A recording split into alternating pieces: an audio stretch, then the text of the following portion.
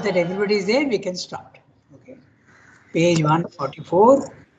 This then is a true relation. So we have to start from at the same time, no? No, no. This then, says Rangada too. Yeah. This then, okay. So, everybody ready? One of you Yes, read the para.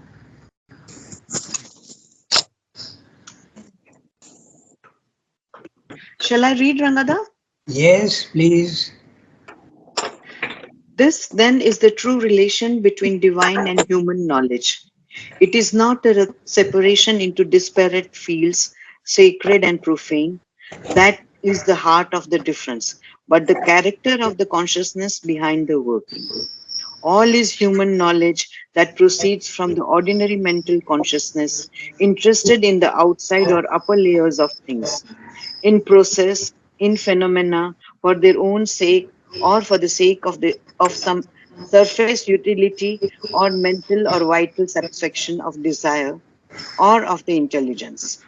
But the same activity of knowledge can become part of the yoga if it proceeds from the spiritual or spiritualizing consciousness, which seeks and finds in all that it surveys or penetrates the presence of the timeless eternal and the ways of manifestation of the eternal in time.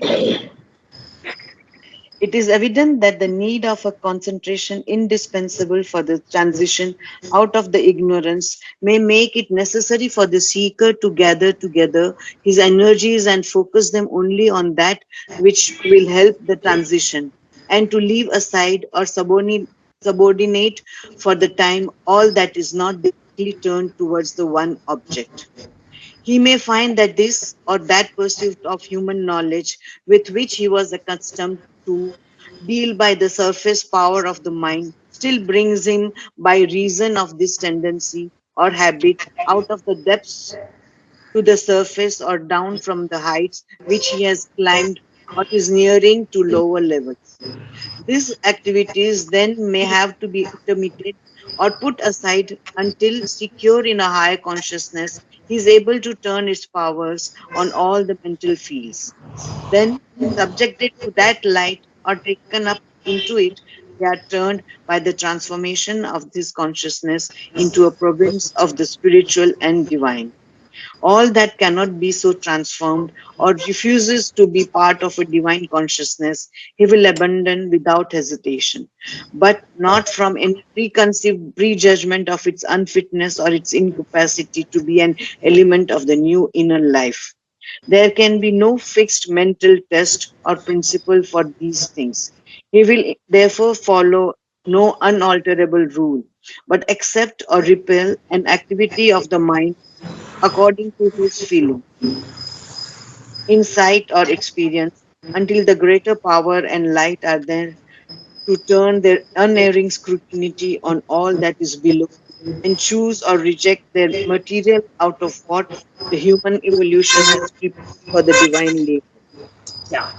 So, he's talking of the ascent of sacrifice, and in that ascent of sacrifice, he is discussing the karma yoga. So, what are the works that we have to do, and what are the works that we have not to do? Okay, that is the. But finally, he says that everything can be done, just as the Gita also says. Every action in the physical world can be made spiritual. You don't need to make a distinction between non-spiritual works and spiritual works. Everything can be spiritualized. This is basically the message of what he's saying in the para. But he's saying it in a very interesting way, and we'll look at all the different variations and subtleties that he's talking about. So, this then is the true relation between divine and human knowledge. Human knowledge, our mathematics, our physics, our history, our psychology, all this is human knowledge. All scientific pursuits, biology, medicine, physiology, what not, what you have, everything, all this is human knowledge. And divine knowledge, knowing the fundamental principles of the universe. Okay. And the divine. So this is the difference. So it is not as separation into disparate fields. We don't have to make a distinction between profane works and sacred works. He has used that word, profane and sacred. Secular and religious. We don't need to make that distinction. Everything can be done depending on your attitude. That's what he will describe. Sacred and profane. Profane usually has a negative connotation, but here he is not using in a very negative connotation. He is saying more neutral. Okay, it is so. He's saying that we don't need to make a distinction between spiritual works and non-spiritual works. For instance, we normally have an idea that if I go to a temple or if I bow down to a photograph, it is spiritual work. But if I play football or I do crossword puzzle, it is not a divine work, okay? Or I go to the market to buy things for myself, it is not. So Swami is saying, and Gita also says, no. Everything can be made part of the divine life by remembering the divine and offering what you are doing to him. Okay, so that's what he's saying. Now, it is profane exact meaning. Can you say? Pardon? Profane. Okay. The word profane is actually it is non-spiritual. Okay, not religious, but it can also have a too negative a meaning. Okay. Profane means vulgar, dirty, okay? And when you use bad words, it's profane language. It can mean that also. Okay. But normally here, Srivya is not meaning in that way, but is meaning not religious or not spiritual. Even not religious is profane. He is using in that sense. Okay? So sacred or profane. The opposite of sacred if you want. Because sacred, yeah. Tell me. No, what? You said? No, my connection is not very good. What did you say at the end? I said profane can be, there can be two meanings. One is not religious, okay? But it can also mean something a little more negative, something even towards dirty, something which is bad language when you use it is profane language. Don't use profane language, okay? Dirty words and so it can go to that extent also. But normally here Surendra is using in the sense of non-religious, okay? Sacred, and so you can say sacred and profane are opposites. That which is sacred, that which you do for yourself or very ordinary works, okay? Yeah, like playing football or going to the market to buy something for yourself or even for others, but you are not remembering the divine. But everything can be done by remembering the divine and offering. So, it is not a separation into disparate fields, sacred and profane. That is the heart of the difference. But the character of the consciousness behind the working. Okay? If you are even doing a crossword puzzle, if you remember the divine and tell them that help me to solve it, even that is something, it's selfish, but even then, and you can do it even without selfishness. You can do it as an intellectual exercise. I am offering this to you and I am trying to do it, okay? It's very, very simple. But there are so many grades and grades of consciousness, okay? You can do it for yourself, but you can remember the divine. You can do it for the divine by remembering him and not for yourself. There are so many different grades. Okay? So, behind the character of the consciousness behind the working. Even when you are playing or you're going to the playground, and that's exactly what we do in the school also, just a short meditation with some music to remember mother and offer your studies to her or offer your physical education, whatever you are doing, mass drill or gymnastics or whatever, you are praying to her. In the beginning, it can be a little selfish also. You can say, I'm going to do gymnastics and parallel bars, but protect me. It can be a little selfish. But that selfishness can be removed also. And you say, I'm offering all my activities to you. No demand. Okay. And demand also, there are so many grades. No? When the demand of a child for its mother, an insistence, you do this for me, do that for me. There's an innocence in it. So there are so many grades. Even demands can be sometimes an element of purity can come into the demand of a child, na? Asking his mother to do something. There is a desire in it, no doubt, but still it is innocent.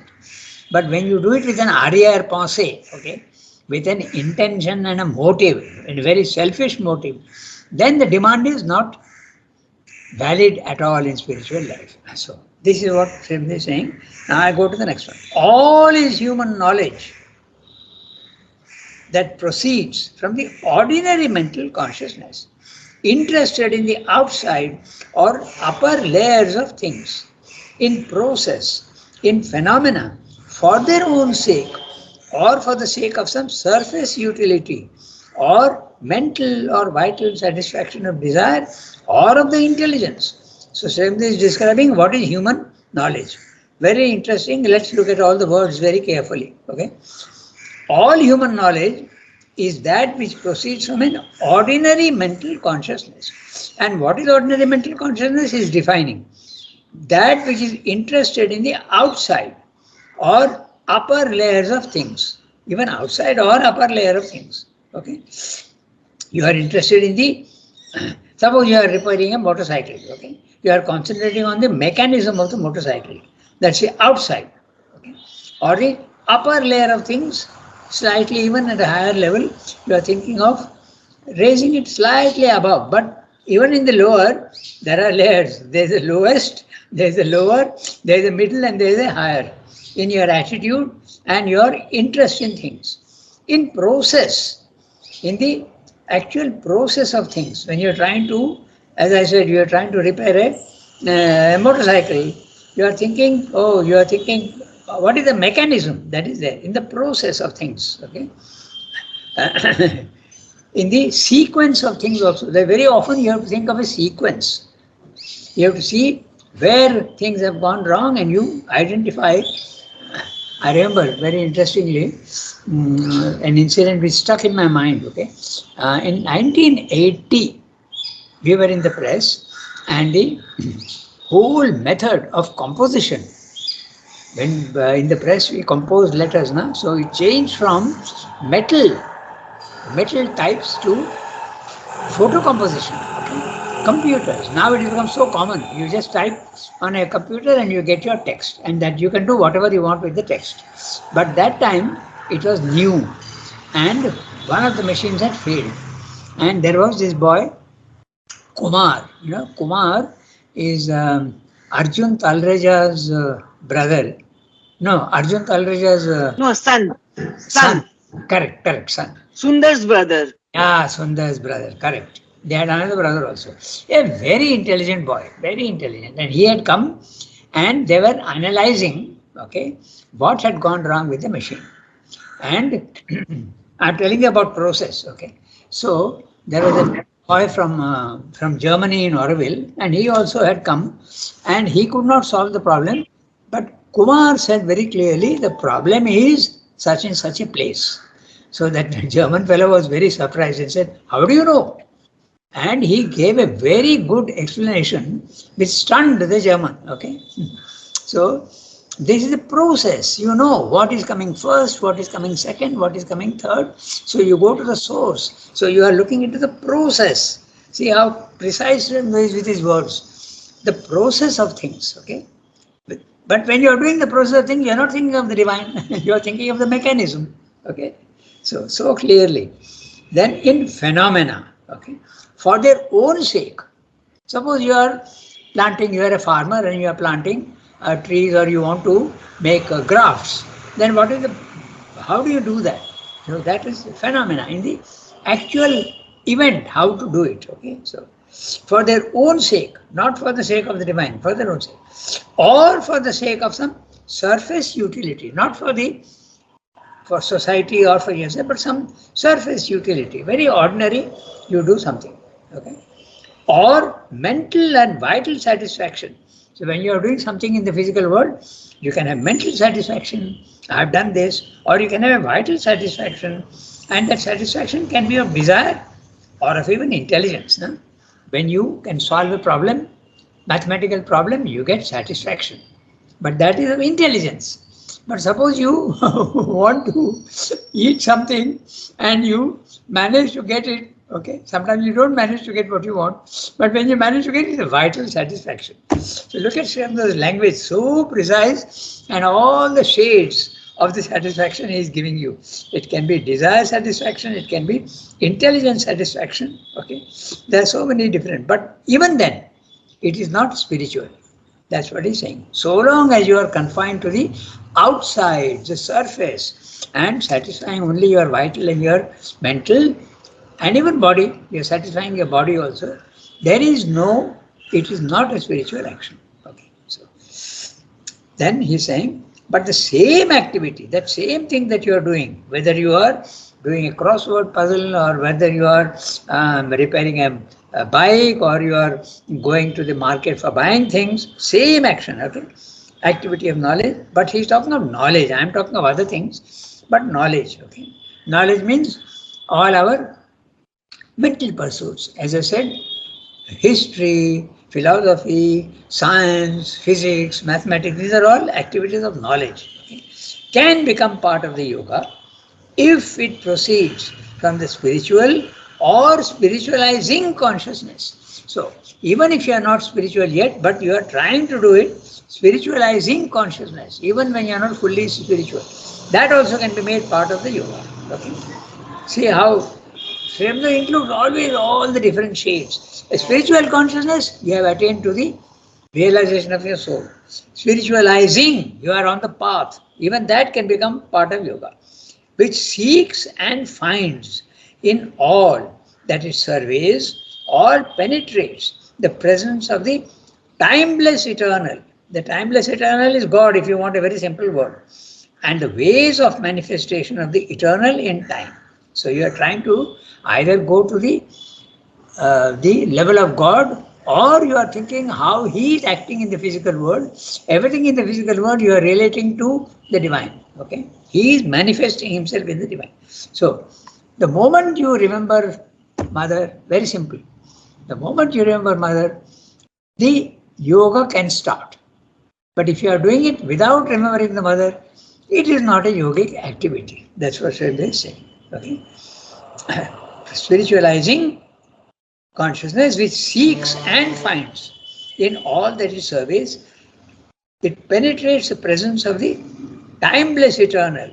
Okay, involve the divine in everything that you do, the ways of manifestation of the eternal in time. Okay, and this is, we don't normally think of it, but if you are coming out of your house and going to knowledge or going to dispensary or going for your to the department for work, in the road you just remember the divine and think, if you are using a scooter, think that Mother is sitting with you and going along with you. So everything can be made into a part of the spiritual life. That's what he's saying. Okay? It is evident that the need of concentration, indispensable for the transition out of the ignorance, may make it necessary for the seeker to gather together his energies and focus them only on that which will help the transition, and to leave aside or subordinate for the time all that is not directly turned towards the one object. What is the one object? The divine, God if you want. Okay. So those activities which you find difficult to associate with the divine, those you can temporarily give up. That's what Sridhar is going to tell you. Those which are easier, very good, you can do it. He may find, who is the he? The sadhak. Okay. They make it necessary. Seeker. The word in the text is seeker. He is a seeker. He may find that this or that pursuit of human knowledge, again he is stressing very clearly, human knowledge, the lower one, okay, with which he was accustomed to deal by the surface power of the mind, okay, the surface power of the mind, intelligence, still brings him by reason of this tendency or habit out of the depths to the surface or down from the heights which he has climbed, or is nearing to lower levels. So he may find that some activities are pulling him outwards. So those you can give up temporarily. That's what he's saying. These activities then may have to be intermittent. May have to be, not necessarily. Everything can be turned. Intermittent or put aside. Intermittent for the time being. You suspend the activity. Or put aside, slightly more positive for longer periods. Secure in a higher consciousness. He is able to turn its powers about the mind and the surface activities on all the mental fields. He is able to turn the remembrance of the divine into everything, and if some you find difficult, you can suspend it temporarily. Then subjected to that light or taken up into it. For our sake, we can say, what is that light? Remembrance of mother is light to begin with. Okay? Just remember and taken up into it. They are turned.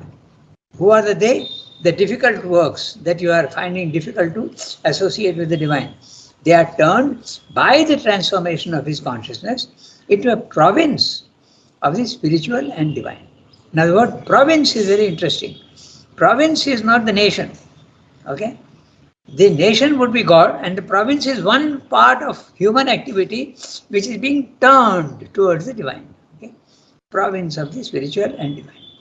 All that cannot be so transformed or refuses to be a part of the divine consciousness, he will abandon without hesitation, but not from any preconceived prejudgment of its unfitness or its incapacity to be an element of the new inner life. You must not think that this activity is not possible to change. Okay? But in the beginning that is necessary. Remember, there are rules in ashram: no politics, no smoking, no drinking, and no sex. These are the rules. Okay?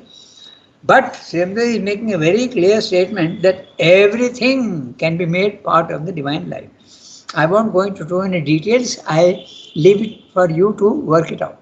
But everything, all these things can be made part of the divine life. Okay? All that cannot be so transformed or refuses to be part of a divine consciousness, he will abandon without hesitation. But don't think that this is not possible, therefore I am giving it up.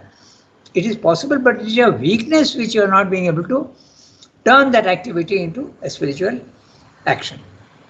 But not from any preconceived judgment of its unfitness, okay, or its incapacity to be an element of a new inner life. There are many people who say, if you want a spiritual life, you have to give up the physical world. That exactly is what Srimad and the Gita is saying, not necessary at all. Everything can be made. There can be no fixed mental test or principle for these things. You cannot decide by the mind that this is spiritual action and this is not spiritual action. You can't decide. Everything can be made. He will therefore follow no unalterable rule. Don't make strict, rigid rules for yourself. But accept or repel any activity of the mind according to his feeling, insight or experience, until the greater power and light are there to turn their unerring scrutiny on all that is below and choose or reject their material out of what the human evolution has prepared for the divine labor. Depending on your state of consciousness, you have to reject certain things and accept certain things. That's what he's saying. Discrimination is necessary. I remember one incident. It was Nagin Doshi. Okay, he was the brother of Shantida, and Shantida used to be our French teacher. Okay, so Nagin Doshi was his brother, and he used to write to Srimad.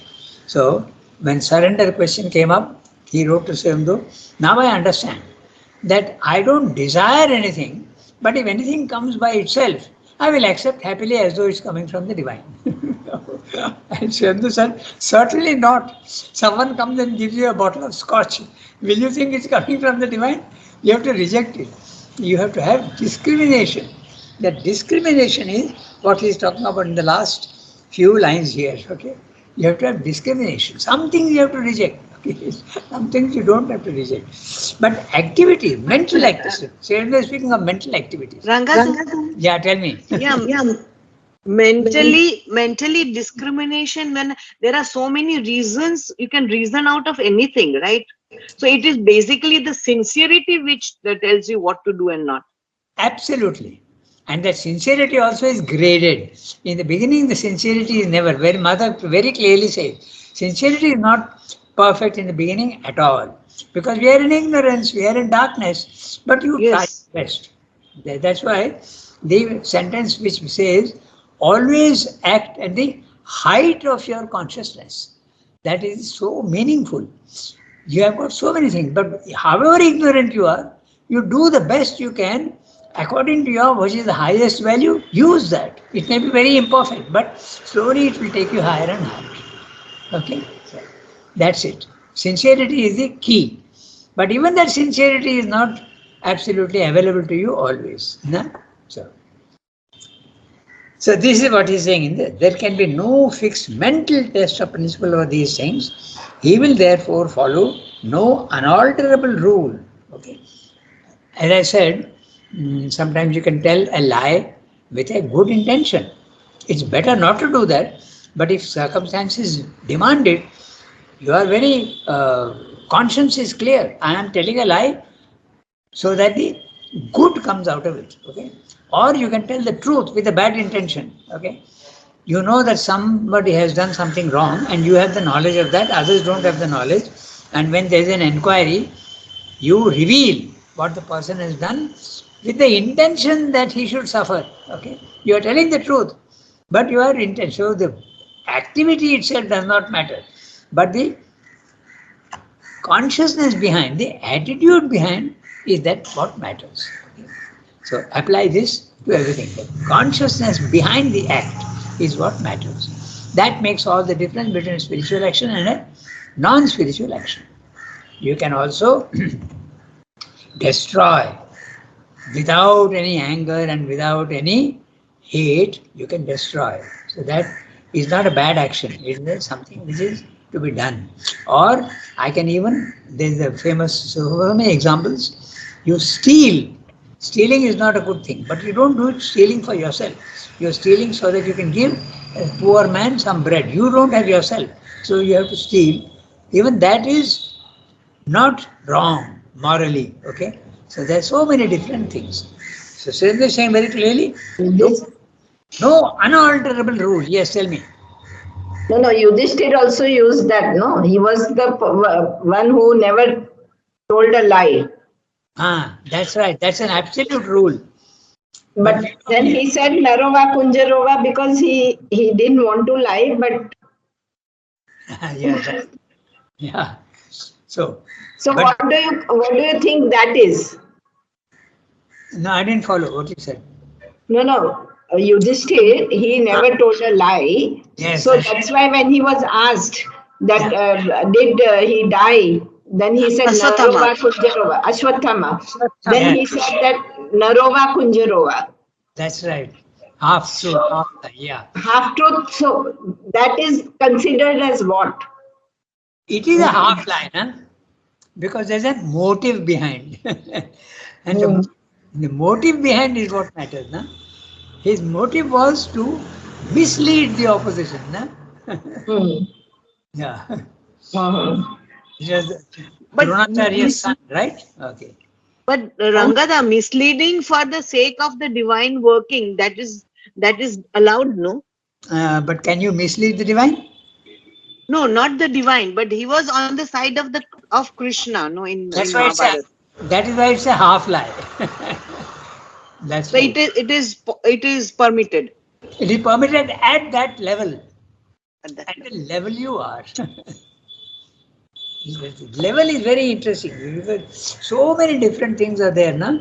In the Synthesis of Yoga, we will come to a chapter which is it's called the Standards of Conduct. 180 pages, another 40 pages, we will come to that. Very interesting chapter. There are so many standards of conduct. Okay? And each standard is valid at its own level. Okay? I'll give you a very simple example. Okay? An animal is killing another animal and eating it. Do you find fault with it? No. So at that level, that action is perfectly valid. Okay? Then you come to the human being. Can he kill somebody else? No, you can't. Values have changed. So values are there at every level. Okay?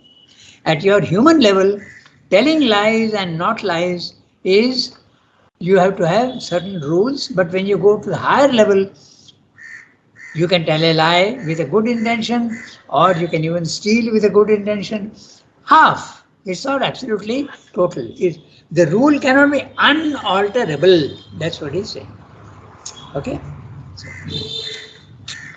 You have to have a lot of flexibility in the mind to understand. When we read that standards of conduct, we will understand how there are different states. That is the reason why Sri says in the mother, he says, a mental man will never understand mother's way of acting. Okay? Sometimes she seems to act in a very, very humanly wrong way. But you will never understand that, because they are not, no unalterable rule for spiritual conduct. Okay?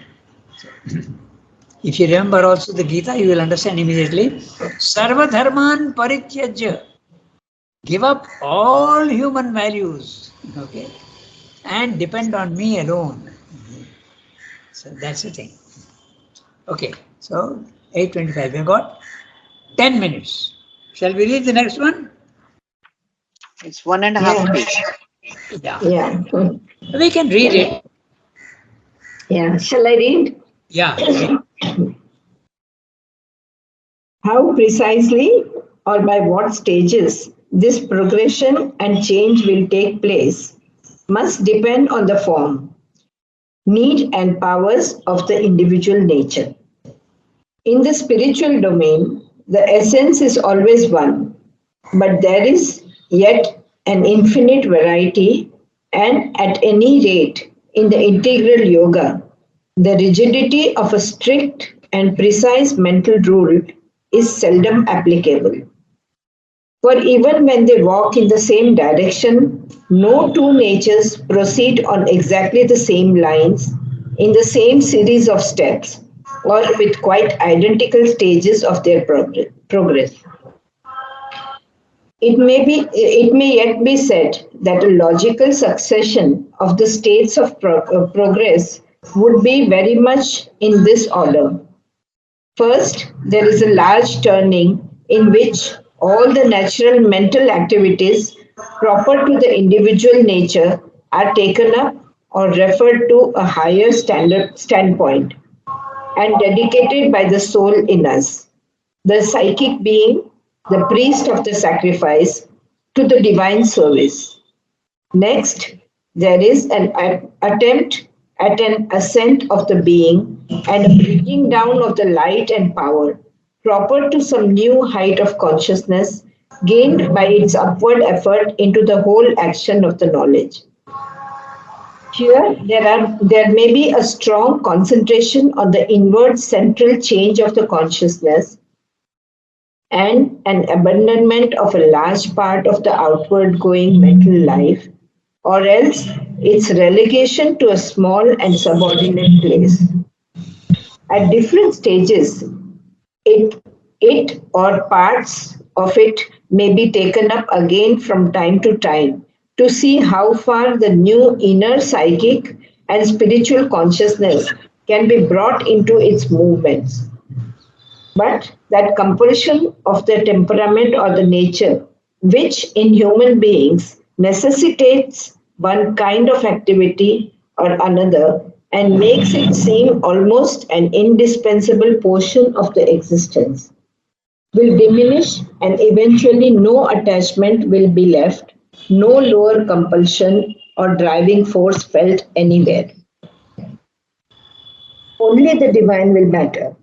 The divine alone will be the one need of the whole being.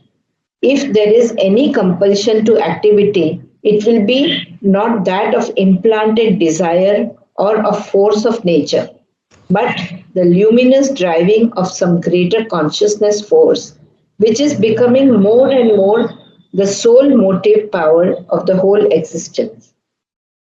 On the other hand, it is possible at any period of the inner spiritual progress that one may experience an extension rather than a restriction of the activities.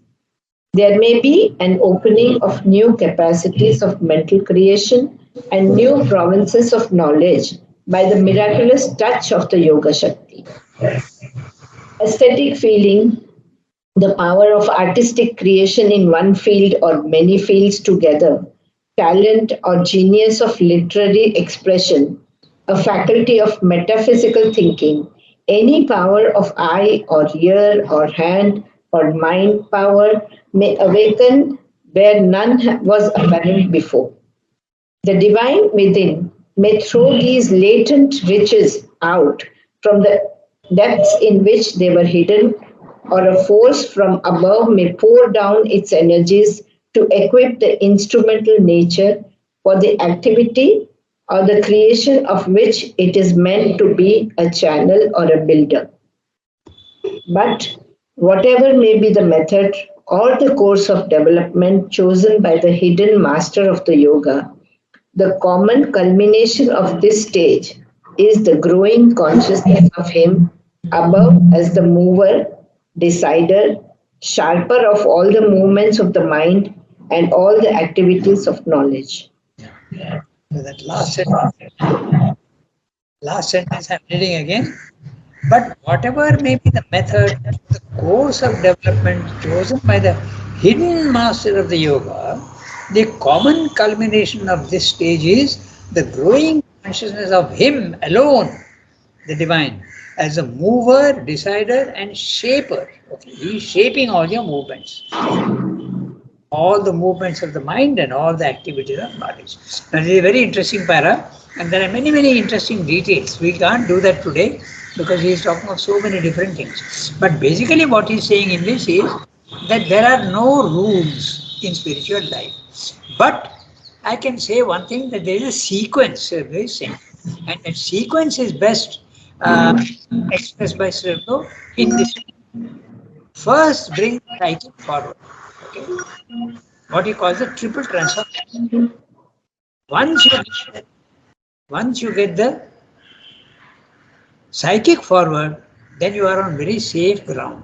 So the psychic coming forward is horizontal movement. You go deep into yourself horizontally. You don't climb up. Okay. Second is you go up. When you go horizontally into yourself, you are on safe ground. The psychic comes forward and automatically decides what is right and wrong for you. You don't have to think. It tells you this vibration is wrong, that vibration is right. Even your friendship with certain people, it will tell you this is the wrong person to associate with. This is the right person to associate with. I'll go into details next time. Mother encouraged certain relationships, okay, even between men and women. Okay, she said, yes, this relationship is good for you. And some she discouraged and said, this is not the right thing for you. Okay, so some people are still living, so I won't give living examples, but there are certain things which people have gone away, and I can tell their names also, how mother encouraged certain relationships. So, no absolute rule, except that there is a sequence which is very, very safe. First, psychic transformation. Second, rise out of your body-mind life and vertically go up to the higher mind and the self. Okay, the Brahman consciousness. Then you will see that your consciousness is changing, keep climbing, and finally you end up with the supramental, or at least towards it, okay? And then you will see that divine is the only thing that matters. This is what basically he is saying, but he is saying very, very interesting things on the way, okay? So, what happens on the way? I can tell you only one thing because we have got 2 minutes more. He used Savitri as a test for the level at which he was there. Okay, so every time his consciousness rose up, he rewrote Savitri. Okay, you'll be surprised. But he can't rewrite the whole thing because towards the end of his life he was writing the last things. Okay, but the first canto of book 1, the opening of Savitri, he rewrote. I think I've told you this before, but I'm just telling you 50 times, 50. And all these versions are there in the archives. Okay, 5 times he rewrote. Why did that? He was testing it as the the level of consciousness that is there you have reached, how it makes a difference in the physical world. So he was testing it through poetry, but we can test it in many other ways, provided we manage to get to that level. Okay, so this is what is now. We have got only 1 minute. Then there is another thing he is mentioning, and that also I'll just mention briefly. We'll do this paragraph next time in detail. He says that when you go to the spiritual level, okay, things which are latent in you, okay, they start opening up. I'll give you 2 examples. Srivamno himself says that there was poetry in him, there was the intellectual knowledge in him, all this was there in him. But he was not philosophical. He says, I never was a philosopher. But when the opportunity came and Paul Richard suggested that we start a magazine called the Arya, Srivamno said, okay, a yogi should be able to turn his mind to anything. So he started Life Divine Philosophy, okay? But he says, I never was a philosopher, I was only a poet. So new capacities can develop in you, okay? And another example, he had no idea of graphic arts, okay? Color, hue, composition, okay? Mass, all these things which belong to the graphic arts, painting or sculpture, or even architecture, you can consider that a graphic art, okay? He had no idea at all, but when he was in prison, suddenly these things opened up in him, and he understood all about what the technique is and what is the secret of painting and sculpture and all. Suddenly it opened up in him, and he has mentioned that in Life Divine also he has mentioned that. I'll give you another instance also about Raman Maharshi. Raman Maharshi was, at the age of 16, he stopped his education. He was in Madurai, in the American college, and he had just a smattering of English and Tamil and all. But when he, at the age of 16, he gave up all this and went away to Tiruvannamalai, and there he sat on the, and at that age, he was going on, meditating day and night. Finally, when he got the self and he realized the Brahman consciousness, suddenly things started opening out in him, okay? Sanskrit, Tamil, Telugu, Malayalam, all this poetry he was understanding and interpreting. So there somebody asked him, your education stopped at that level, how is all these things coming?